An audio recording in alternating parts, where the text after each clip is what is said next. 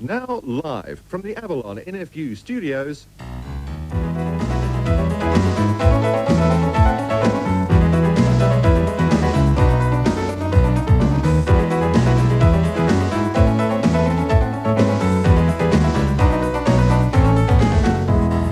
From the Fairgo files tonight, a little boy let down by bureaucracy. A celebrity's experiment goes wrong, and the Ad Awards, a taste of things to come.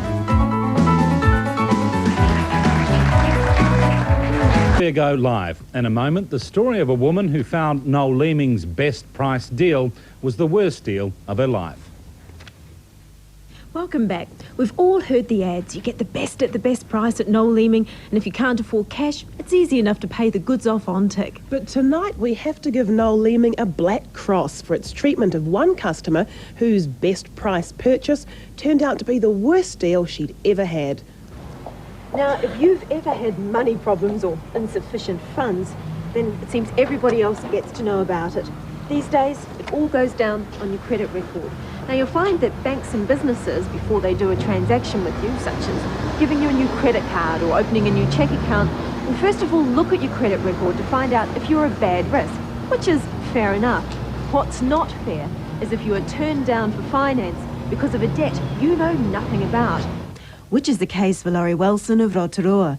Now, 2 years ago, Laurie bought a vacuum cleaner on hire purchase, or TIC, from her local Noel Leeming store. Now, Laurie and her husband Clive are not wealthy folk, and Laurie found the payments just too hard.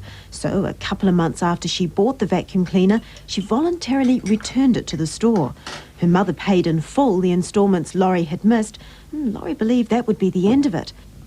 But not according to Noel Leeming. They'd registered her as a bad debtor on her credit record, which Laurie didn't discover until she tried to open a cheque account at the National Australia Bank, but was turned down because she apparently still owed money to Noel Leeming. I've applied for credit before, and each time it's been denied. And I didn't think much of it at the time, but now I realise this is probably why. Now confused, Lorraine went to Noel Leeming's head office in Christchurch, and there the credit manager told her that, yep, she still owed them over $200. Apparently the vacuum cleaner hadn't sold for enough money to cover the bill. And yes, they'd registered that debt on a credit record to show she was a bad risk. But Lorraine wanted to know, why wasn't she told about the debt so she had a chance to pay it off? Noel Leeming's response? They'd chosen not to pursue it with her. So in other words, Noel Leeming blackened Lorraine's credit record for 2 years over a debt they never even told her about, never even gave her the chance to repay. Which hasn't impressed Laurie's husband, Clive. I really don't think it's fair that a company can, first off, lodge a debt with a collection agency and then hold it, or that collection agency hold it for over 2 years or more. There's no real reason why they should do that for a start. It's just one of those things where if we hadn't checked to find out what was going on, we would never have known about it, and we want to know really how long could it have gone on for before we had checked. Remember, Laurie had returned the vacuum cleaner voluntarily. She'd paid up all the instalments she was behind on. She only owed money because Noel Leeming hadn't sold the vacuum cleaner for enough to cover the bill, a fact they never told her. Noel Leeming refused to clear Laurie's credit record, so she went to the disputes tribunal. Now that galvanised Noel Leeming into action. You might have expected the company to show a bit of customer goodwill at this point, apologise and sort the mess out.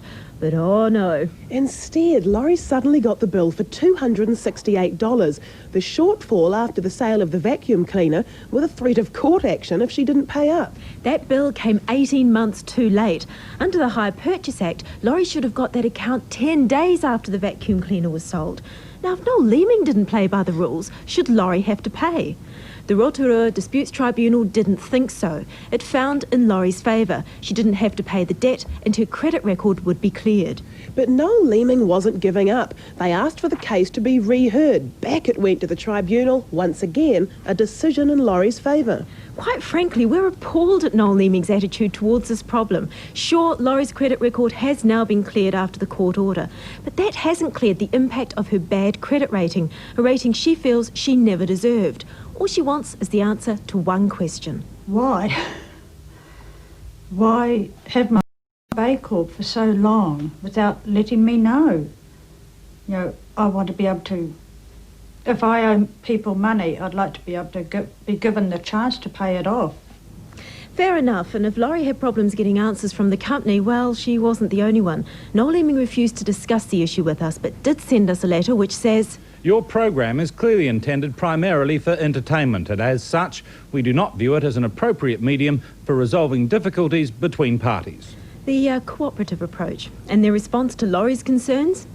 We have to say that it seems to us they've all been resolved. We have accepted the loss of $268, which has resulted from us doing business with Laurie Welson.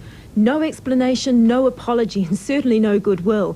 Now, when I phoned Noel Leeming's managing director, Greg Lancaster, he agreed the problem wasn't handled properly, but he couldn't understand why Laurie was, quote, muckraking now. Laurie, I guess that's the closest we'll ever get to an explanation or apology, but hopefully that's the last of your problems with Noel Leeming. Now, we receive many calls about credit problems. Frankly, most people simply don't realise what their credit records say about them. So if you are turned down for credit by a company and you have no idea why, check it out. If the company won't give you details, find out which credit agency they deal with. Under the new Privacy Act, effective last week, you have the right to see factual details held on your credit records and the right to request a correction if they're wrong. If you're disputing a debt listed there, let the credit agency know and provide copies of correspondence. Once the dispute is settled, that bill can be removed from your file. Remember, the information on these files is held for years, so it's worth checking to make sure you're not paying for someone else's mistake. We're back in a moment with a story that started with a leak and a